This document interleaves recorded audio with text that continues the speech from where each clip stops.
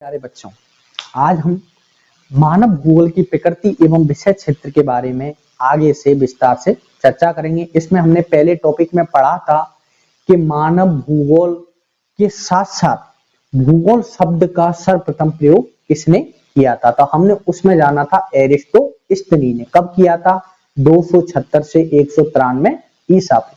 फिर हमने जाना था कि भूगोल के जनक कौन है, तो हमने उसमें जाना था हिकेटियस, जिसका काल था 550 ईसा पूर्व में, जिसमें हिकेटियस ने पृथ्वी के नक्शे के बारे में इसमें विस्तृत से चर्चा की थी। अब हम इसी कड़ी को हम जानते हुए इसके क्षेत्र और उपक्षेत्र के बारे में भी चर्चा की थी। अब साथ ही हम अब आज पढ़ेंगे हम मानव भूगोल की विचारधारा। मानव भूगोल की विचारधारा में नियतिवाद, संभववाद और नव निश्चयवाद। तो हम सबसे पहले नियतिवाद और संभववाद के जो मध्यम मार्ग है उसे ही हम क्या कहते हैं? नव निश्चयवाद। तो हम पहले पढ़ेंगे नियतिवाद। नियतिवाद में हमने पढ़ते हैं कि मनुष्य के प्रत्येक क्रियाकलाप, मनुष्य कहां पर रहता है? प्रकृति के अंदर।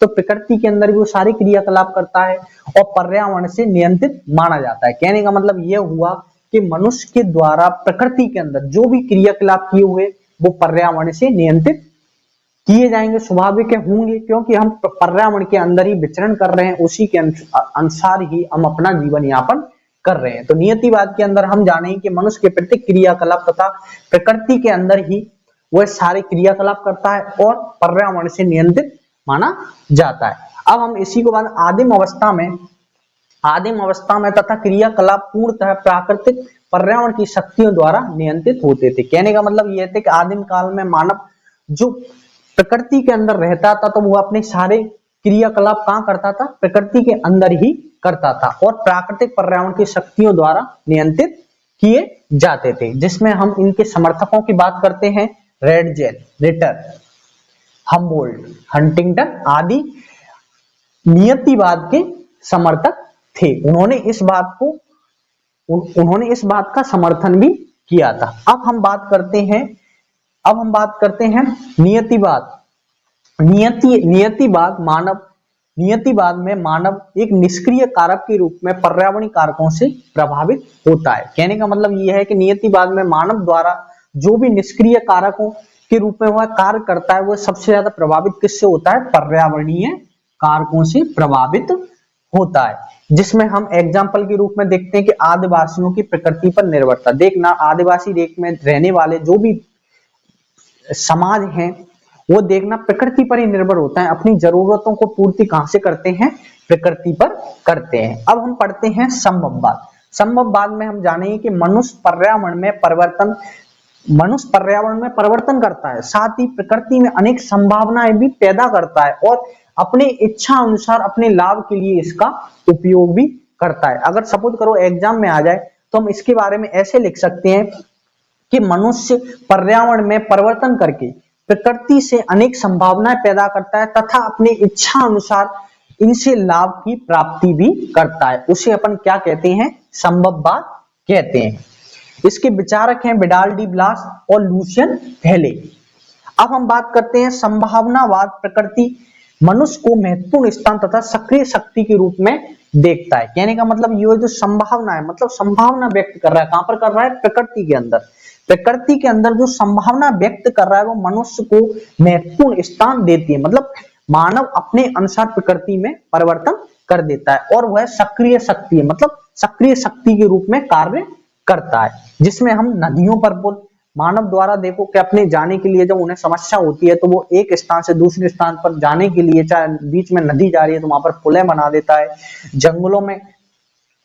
जंगलों में अगर खेती करनी है तो उन्हें झाड़ियों को साफ करके एक मैदान बनाता है और वहां पर खेती करता है। परिवहन जंगलों में अगर हमें सुगम रास्ते बनाने हैं तो परिवहन के लिए हमें सड़कें बनानी पड़ेंगी, उसी माध्यम से हम आगे बढ़ते हैं। मतलब संभावना व्यक्त कर रही है मानव, ये संभावना, यह सारी चीजें वो आसानी से कर पाता है। अब हम पढ़ते हैं मनुष्य का प्रकृतिकरण। कहने का मतलब यह है कि मनुष्य प्रकृति में रह के उस प्रकृति के साथ कैसे सामंजस्य स्थापित करता है। तो मनुष्य का प्रकृतिकरण मतलब इसी में इसका अर्थ निहित है। मनुष्य तकनीकी के माध्यम से, किसके माध्यम से? तकनीकी, नई नई टेक्नोलॉजी के माध्यम से प्रकृति के साथ सामंजस्य स्थापित करता है। भौतिक वातावरण के साथ बातचीत करके भी वो सामंजस्य स्थापित करता है और सांस्कृतिक विकास के स्तर को भी इंगित या बताता है। तो हम अगर परिभाषा के रूप में देखें तो मानव या मनुष्य तकनीकी के माध्यम से भौतिक वातावरण में से बातचीत या मेलजोल बढ़ाकर सांस्कृतिक विकास के स्तर को इंगित करता है। तो अब हम आगे इसके बारे में जानेंगे कि भौतिक पर्यावरण के साथ आदिम समाजों की बातचीत या मेलजोल के माध्यम से पर्यावरणीय नियतिवाद कहलाता है।